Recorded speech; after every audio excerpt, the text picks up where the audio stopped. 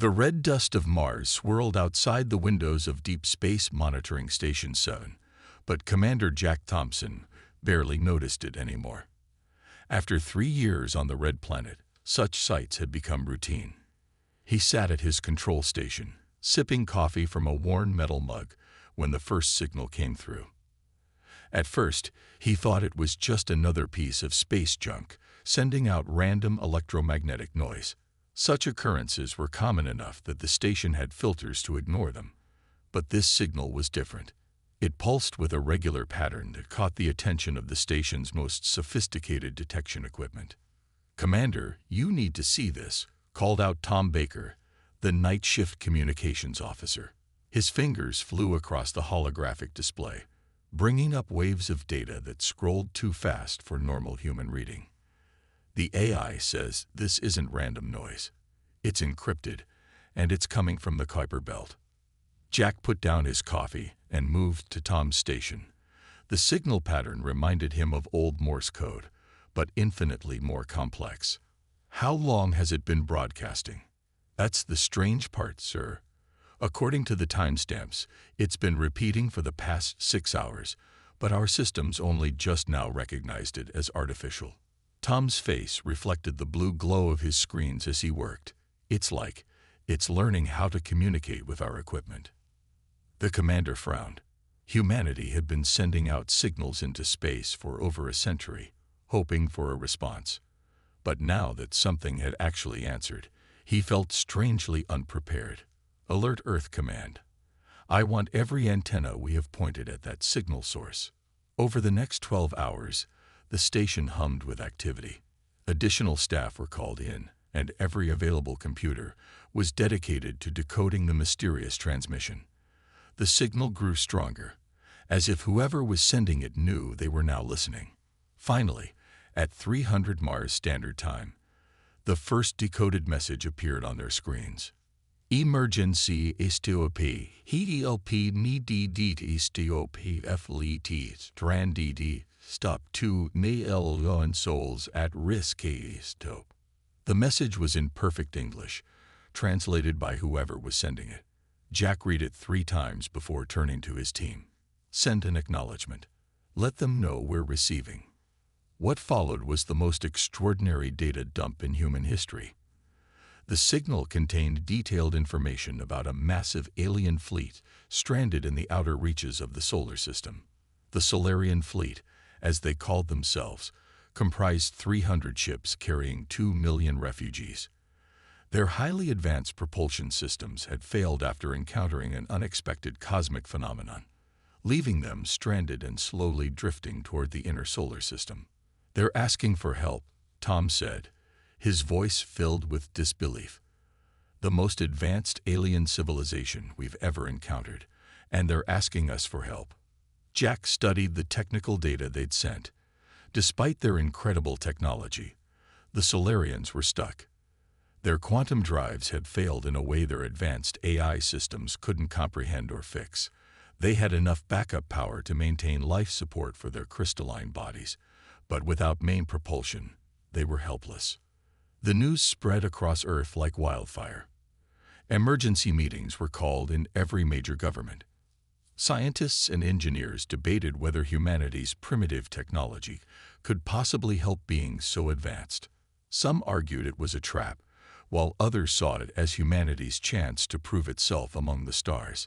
In his station on Mars, Jack Thompson watched the debates rage on Earth news channels. He knew that humanity's response to this crisis would define their species in the eyes of the galaxy. The Solarians had chosen to ask humans for help, despite their relatively primitive technology. Either they were truly desperate, or they saw something in humanity that others had missed. As the sun set on another Martian day, Jack composed humanity's official response to the Solarian distress call. It was just 3 words long, but it would change human history forever. "We're coming.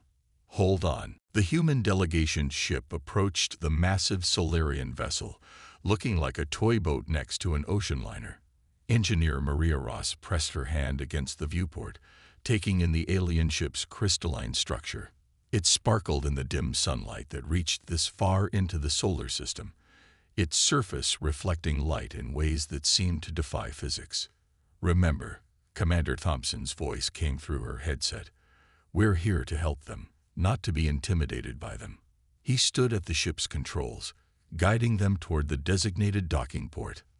Maria nodded, though she couldn't help feeling both excited and nervous. After 3 weeks of space travel, they were about to become the first humans to meet the Solarians face to face. Her engineering team had studied the technical data sent by the aliens, but much of it was so advanced it might as well have been magic. The docking procedure was surprisingly simple. Despite their advanced technology, the Solarians had adapted their airlock to match human specifications. As the airlock cycled, Maria checked her tablet one last time, reviewing the basic facts about their hosts. The inner doors opened with a soft hiss, revealing 3 tall, crystalline beings. They stood nearly 8 feet tall, their bodies semi-transparent and glowing with internal light. Maria had seen the images, but nothing had prepared her for the reality. They looked like living sculptures made of diamond and starlight. The tallest Solarian stepped forward. "I am First Navigator Bright Crystal," it said, its voice coming through their translators as clear and musical. "We appreciate your response to our distress call." The pause made it clear how difficult it was for the being to express gratitude to what it considered a primitive species. "We're honored to help," Maria replied, stepping forward as the team's lead engineer. "I'm Engineer Maria Ross, and we've brought our best technical experts to assist with your propulsion problems." The Solarians led them through corridors that seemed to be grown rather than built, explaining their situation. Their quantum drive systems had failed after passing through what they called a reality ripple, some kind of space-time disturbance that had affected all their ships simultaneously. "Our systems are beyond your comprehension," one of the Solarian engineers said, its tone making it clear this wasn't meant as an insult, just a statement of fact. "They operate on principles your species won't discover for at least 1,000 years." Maria studied the holographic displays they showed her. While the technology was indeed incredibly advanced, the symptoms seemed oddly familiar. "Could you show me the power fluctuation patterns again?" she asked. The Solarians exchanged looks that might have been surprise, though it was hard to read expressions on their crystalline faces. They brought up the data, and Maria's suspicion grew stronger. "What about your containment systems? The ones that handle the quantum field generation?" She pointed to specific sections of the display. "These energy signatures, they remind me of something." "Our containment systems are perfect," another Solarian engineer said firmly. "They use self-correcting quantum fields That's just it," Maria interrupted, earning shocked looks from both humans and Solarians. "Sometimes perfection is the problem." "Could I show you something? It's from Earth's history, about 200 years ago." The Solarians agreed, though they clearly didn't expect to learn anything useful from such primitive technology. Maria pulled up old technical documents about nuclear submarine reactors and their cooling systems. "See this pattern?" She pointed to an old diagram. "When we first started using nuclear power in our ships, we had similar problems. Not with quantum fields, of course, but with basic particle containment. The solution wasn't more perfect containment, but controlled imperfection." The Solarian engineers stared at her drawings, their internal lights pulsing in what might have been surprise or disbelief. First Navigator Bright Crystal leaned closer to the display, its crystalline form catching the light. "Impossible," one of the Solarian engineers whispered, but Maria could see their attitudes beginning to shift. Sometimes the simplest solutions came from the most unexpected places, and as they stood there, surrounded by advanced alien technology, Maria Ross smiled. Maybe humanity had more to offer than anyone had thought. The next day, Maria stood before a large group of Solarian engineers in their ship's central conference chamber. The room sparkled like the inside of a geode, but she focused on the holographic displays floating in the air before her. Behind her, Commander Thompson and her engineering team watched nervously. "The problem isn't that your technology is failing," Maria explained, pointing to the swirling quantum field diagrams. It's that it's working too perfectly. A murmur ran through the crystalline beings, their bodies flickering with internal light that showed their confusion and mild offense. One of them, Engineer Clear Resonance, stepped forward. "Our systems are designed for perfection," Clear Resonance said. "The quantum fields must be perfectly aligned to generate the necessary power for propulsion." Maria nodded, then pulled up an old video from Earth's archives. "Watch this," she said. The video showed waves crashing against a seawall during a storm. "Notice how the rigid wall eventually cracks under the pressure, while the beach behind it." She pointed to the natural shoreline. "The sand shifts and moves, but it survives." The Solarians watched in silence. Their technology was so advanced they have forgotten some of nature's most basic lessons. "Your quantum containment fields are like that seawall," Maria continued. "They're too rigid. When they hit that reality ripple, they couldn't adapt. They cracked instead of bending." "Impossible," another Solarian engineer said, but their voice held a note of uncertainty. "Our calculations are perfect." Maria smiled. "That's the problem. Space isn't perfect. It's messy, chaotic, full of quantum fluctuations. Sometimes, a little imperfection is exactly what you need." She brought up her proposed solution, a modified containment field that would allow for minimal quantum leakage, controlled and channeled in specific ways. It wasn't elegant by Solarian standards, but it might just work. "This is..." Clear Resonance paused, searching for the right word. "Primitive. You suggest we deliberately make our systems less perfect." "I suggest we make them more adaptable," Maria corrected. She turned to Commander Thompson. "Sir, I think it's time for a demonstration." Thompson nodded and contacted their ship. Minutes later, the human team had set up a small-scale quantum field generator they'd brought from Earth. It was crude compared to Solarian technology, but it would serve their purpose. "Watch," Maria said, activating the device. A small quantum field sprang to life, its edges purposefully rough and imperfect.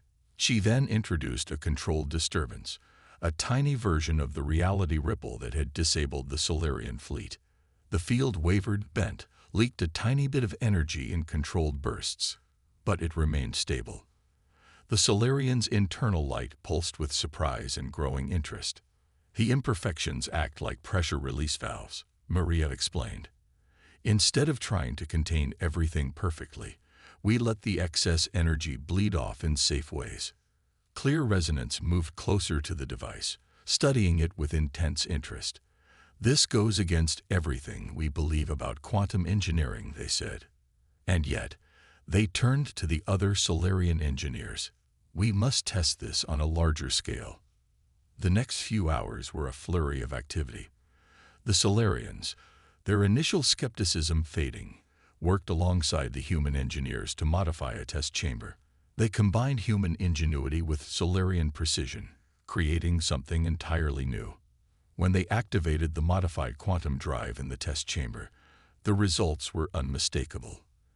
The field bent and flexed under stress, but remained intact. It wasn't pretty by Solarian standards, but it worked. Clear Resonance turned to Maria, their crystalline form glowing with what might have been respect. "Perhaps," they said slowly, "there is something to be learned from your less perfect approach." Maria smiled. "Perfect isn't always better," she said. "Sometimes you need to bend to avoid breaking." Around them, human and Solarian engineers were already discussing how to scale up the solution. The room buzzed with excited conversation, two very different species finding common ground in the pursuit of a solution. It was a small step, but an important one. Proof that humanity's practical approach had something to offer even to the most advanced civilizations. Earth's response to the crisis was unprecedented. Within days of Maria's successful test, ships carrying the best engineers and scientists from every major nation were heading toward the Solarian fleet. The space around the massive alien vessels buzzed with human activity, like worker bees around giant crystalline hives. In the main engineering bay of the Solarian flagship, Maria worked alongside Clear Resonance, surrounded by both human and alien technology. Holographic displays floated in the air, showing complex quantum field patterns, while old-fashioned whiteboards covered in human calculations lined the walls. "The basic principle is sound," Clear Resonance said, their crystalline form glowing with excitement. "But scaling it up to handle our main drives." They gestured at the enormous power core visible through the bay windows. "That's why we brought this," Maria replied, pointing to a newly arrived human ship. Inside was Earth's newest nuclear reactor design, modified specifically for this mission. "We'll use it as a template for the quantum field modulation." The combined team had discovered something remarkable. While human technology was far simpler than Solarian systems, the basic principles of handling power fluctuations were surprisingly similar. Human nuclear reactors had been dealing with containment and stability issues for centuries. "It's like teaching a supercomputer to appreciate pencil and paper," Tom Baker joked as he helped install monitoring equipment. He'd joined the engineering team from Mars Station, bringing his communications expertise. The work was challenging. Humans had to learn to handle crystalline tools that responded to thought as much as touch, while the Solarians struggled to understand why humans insisted on redundant manual controls. But slowly, they began to find a balance between the two approaches. "Watch this," Maria said, activating the prototype system they'd built. On the display, human-designed power fluctuation patterns merged with Solarian quantum fields. The result was something entirely new, a hybrid system that combined the best of both technologies. Clear Resonance's form brightened with surprise. "The efficiency is lower than our original systems," they noted. "But the stability," their voice held a note of wonder. "It's far beyond anything we've achieved before." The first full-scale test was conducted on a small Solarian scout ship. Everyone watched nervously as the hybrid drive powered up. The quantum fields flickered and danced, deliberately imperfect, allowing controlled energy releases just as Maria had predicted. Commander Thompson stood at the observation window with the Solarian First Navigator. "Will it be enough?" he asked. "Can we modify all your ships in time?" The First Navigator's crystalline form pulsed with what humans had learned to recognize as determination. "We must. Our people's survival depends on it." They turned to Thompson. "We were mistaken to dismiss human technology as primitive. Sometimes the simplest solutions are the most elegant." Progress was swift after that. Human ships arrived carrying modified nuclear reactors, while Solarian engineers began adapting their quantum systems. The two species worked in shifts, racing against time. Each successful modification brought new insights, allowing them to work faster and more efficiently. Maria stood in the engineering bay late one night, watching teams of humans and Solarians working side by side. Clear Resonance approached her, holding something in their crystalline hands. "We made this for you," they said, offering her a small device. It was a quantum field generator, but unlike anything the Solarians had built before. It combined their crystalline technology with human-style manual controls. The first of its kind, a bridge between our technologies. Maria took the device carefully, feeling its subtle vibration. "It's beautiful," she said. "Like your solution," Clear Resonance replied. "Not perfect, but..." They paused, searching for the right words. "Perfectly imperfect." Around them, the work continued, humans and Solarians together, building something that neither species could have created alone. It wasn't just about saving the fleet anymore. It was about proving that different approaches, different ways of thinking, could create something greater than the sum of their parts. The warning came from Earth's solar monitoring stations. A massive solar storm was building, far larger than anything recorded in recent history. In the command center of the Solarian flagship, Commander Thompson stared at the data streaming across the screens, his face grim. "How long do we have?" he asked the human scientist who'd brought the news. 6 days at most," replied Dr. Robert Miller, Earth's leading solar physicist. "When it hits, it'll flood this entire region of space with enough radiation to overwhelm even Solarian shielding." First Navigator Bright Crystal's form pulsed with concern. Our backup systems cannot protect 2 million souls from a storm of that magnitude, not without our main power grid functioning. Maria and Clear Resonance exchanged worried looks. They had successfully modified 30 ships so far, but that was barely 10% of the fleet. At their current pace, they would need another month to complete the work. "We need to work faster," Maria said, pulling up the modification schedules on a holographic display. Much faster. The next few days became a blur of activity. Human ships arrived carrying additional equipment and personnel. The Solarians, their usual perfectionism set aside in the face of urgency, began teaching humans to use their more advanced tools. Like this, Clear Resonance showed a group of human engineers, their crystalline hands guiding the humans through the use of thought-controlled repair devices. Think of the energy flow as water finding its path. Don't force it. Guide it. In another section of the fleet, Tom Baker had rigged old-style radio transmitters as a backup communication system. If the quantum channels get overloaded by the storm, he explained to the Solarian communications team, sometimes the simplest technology is the most reliable. The storm grew closer. On day 4, the first wave of charged particles hit the outer edges of the fleet. The unmodified ship's shields flickered ominously, while the hybrid systems on the modified vessels held steady. The human modifications are actually performing better than expected, Clear Resonance reported, their form glowing with surprised approval. The controlled imperfections in the quantum fields are dispersing the radiation naturally. But time was running out. Despite working around the clock, less than half the fleet had been modified. Maria hadn't slept in 30 hours when Commander Thompson found her in the engineering bay. "You need rest," he said, offering her a cup of coffee. She shook her head, checking the readings on another hybrid drive installation. "We've got 48 hours at most. Sleep can wait." Across the fleet, similar scenes played out. Humans and Solarians worked side by side, their earlier prejudices forgotten in the face of imminent danger. The Solarians learned to appreciate human intuition and improvisation, while humans mastered alien technology with unprecedented speed. On the final day before the storm's arrival, First Navigator Bright Crystal called an emergency meeting. "We must consider evacuating the unmodified ships," they announced. "Move as many of our people as possible to the vessels with working hybrid drives." "There's no time for evacuation," Maria said, studying the storm data. But she looked at the modified ship's performance readings, an idea forming. What if we used the modified ships to shield the others? Clear Resonance's form brightened with sudden understanding. Create a barrier. The hybrid drive's controlled energy bleeding could act as a buffer. The plan was risky. They would position the modified ships in a protective formation around the unmodified vessels, using their hybrid drives to create a dispersal field for the solar radiation. It had never been attempted before, but as Maria had proven, sometimes unprecedented solutions were exactly what they needed.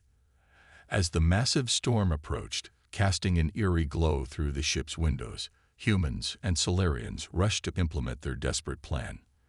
The future of 2 million lives would depend on whether their combined ingenuity could overcome the fury of a star. The modified Solarian ships moved into position, their crystalline hulls gleaming as they formed a protective barrier around their vulnerable fleetmates. From the flagship's command center, Maria watched the formation take shape on the tactical display. "Shield formation at 60%, Tom Baker reported, his voice tense. The communications officer hadn't left his post in 20 hours, but were detecting power fluctuations in the outer ring. Clear Resonance's form flickered with concern as they studied the readings. The hybrid drives weren't designed for this kind of strain. The quantum fields are becoming unstable. On the main screen, the approaching solar storm looked like a wall of fire, its leading edge already beginning to interfere with their sensors. They had less than 2 hours before it would hit them with full force. "We need more power to the outer ring," Commander Thompson said, leaning over the tactical display. "Can we redirect energy from the inner ships?" "Not without leaving the central fleet vulnerable," First Navigator Bright Crystal replied. Their crystalline form pulsed with rapid colors that humans had learned meant extreme stress. We're losing containment on ships 7 and 12. Maria's mind raced. They needed a solution, and they needed it now. Her eyes fell on the small quantum field generator that Clear Resonance had given her, the one that combined both human and Solarian technology. The shuttle fleet, she said suddenly. Commander, what if we use the human shuttles? Everyone turned to look at her. The human shuttles were tiny compared to the Solarian ships, their technology far more primitive. But they had something the alien vessels didn't. Our radiation shielding, she explained quickly. It's old-fashioned lead and water shielding. Not elegant, but it works. If we position the shuttles between the gaps in the Solarian formation, they could reinforce the weak points in our quantum fields. Clear Resonance finished, their form brightening with understanding. The physical shielding could buy us precious time. Commander Thompson was already on the communicator, alerting the human fleet. Within minutes, dozens of Earth shuttles were launching, their bulky forms looking out of place among the sleek alien ships. This is crazy enough that it might work, Tom said, coordinating the shuttle positions, like using sandbags to reinforce a force field. The next hour was the most intense of their lives. Human pilots maneuvered their shuttles into precise positions, guided by Solarian sensors. Each shuttle had to maintain its position exactly, or the entire formation would be compromised. First wave hitting in 5 minutes, Dr. Miller announced, his eyes fixed on the solar monitoring equipment. This is going to be rough. Maria stood with Clear Resonance at the main engineering console, both of them making final adjustments to the hybrid drives.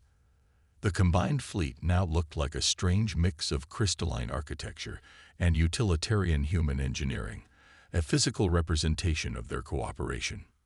Even if this works, Clear Resonance said quietly, the human shuttles will take severe damage. Your people are risking their lives for ours. That's what humans do, Maria replied, checking another power reading. We help. It's kind of our thing. The first wave hit like a hammer. The entire fleet shuddered. Warning alarms blared as radiation levels spiked. On the tactical display, the outer ring of ships glowed red with strain, but they held. Shuttle teams reporting radiation shields at 70% and falling. Tom called out.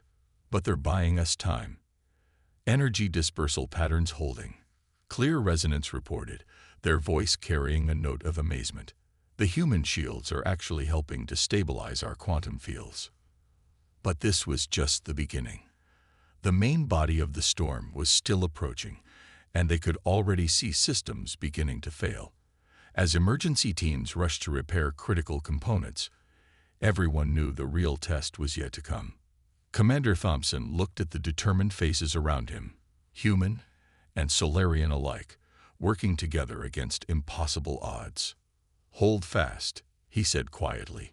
Just hold fast. The main body of the solar storm slammed into the fleet with devastating force.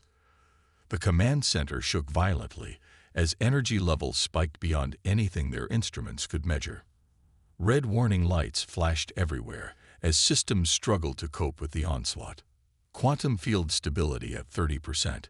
Clear Resonance called out, their crystalline form flickering with strain as they worked multiple control panels. The outer ships can't take much more of this. Maria watched as the tactical display showed more and more systems turning red. The human shuttles, positioned in the gaps between Solarian ships, were taking horrible punishment. Their primitive but robust radiation shielding was being stripped away layer by layer. Shuttle 7 has lost power, Tom Baker reported, his voice tight with concern. Emergency transport underway. Crew recovered safely. Shuttles 3 and 12 reporting critical shield failure. Commander Thompson stood at the central command post, his face illuminated by the emergency lights. How long until the storm passes? At least 15 more minutes, Dr. Miller replied, checking his instruments. But these readings, they're off the charts. Nothing in our records comes close to this level of solar activity. First, Navigator bright crystals form pulsed with rapid colors as they processed incoming data. We're losing the outer defensive ring. If it collapses, the radiation will. They were cut off by a massive surge of energy that rocked the entire fleet. Several displays exploded in showers of sparks. Through the command center's windows, they could see massive waves of plasma washing over their ship shields. "Wait," Maria shouted, studying the energy dispersal patterns. "The hybrid drives, they're actually learning from the storm. Look at the quantum field configurations." Clear resonance rushed to her station, their crystalline form brightening with sudden understanding. The controlled imperfections, they're automatically adapting to the radiation patterns. It's like your Earth beaches absorbing wave energy. The hybrid drives, combining human pragmatism with Solarian technology, were doing something unprecedented. Instead of trying to fight the solar storm, they were bending with it, channeling its energy through the deliberate imperfections in their quantum fields. "All ships redirect power to the hybrid containment systems," Commander Thompson ordered. "Let them adapt naturally." Throughout the fleet, crews of humans and Solarians worked together, adjusting their systems to this new approach. The remaining human shuttles, despite their battered condition, maintained their positions, their simple shields still helping to stabilize the quantum fields. Minute by minute, they rode out the storm. Ships creaked and groaned under the strain, but they held together. The hybrid drives, growing more efficient with each energy surge, kept the fleet protected. Finally, after what seemed like an eternity, Dr. Miller looked up from his instruments with a smile of relief. "Storm's passing. We're through the worst of it." A cheer went up from both humans and Solarians. Clear resonances formed, blazed with bright colors as they checked the final readings. "Not a single ship lost," they announced. The hybrid drives performed beyond all theoretical limits. First, Navigator Bright Crystal approached Commander Thompson and Maria. Their crystalline form had never glowed brighter. "Today, your people have taught us something invaluable," they said. "True advancement isn't about achieving perfection. It's about understanding fundamental principles and being adaptable." "We learned from you too," Maria replied, gesturing at the quantum field displays. "Sometimes you need advanced technology. The trick is knowing when to use which approach." As recovery teams began assessing the damage, humans and Solarians celebrated together. The fleet was safe, and more importantly, both species had gained something precious, a deeper understanding of each other and their different approaches to problem-solving. Commander Thompson watched as repair crews headed out to fix the damaged ships. Human shuttles flew alongside Solarian repair vessels, their different technologies complementing each other perfectly. "You know," he said to no one in particular, "sometimes the best solutions are the ones nobody expects." In the end, it wasn't just about saving the stranded fleet. It was about two very different species, learning that the path to the stars was big enough for many different approaches. The Solarians had gained a new appreciation for human ingenuity, while humanity had proven itself ready to join the galactic community. And somewhere in the vast expanse of space, a story began to spread, a story about how the primitive humans had saved an advanced civilization by teaching them the value of imperfection.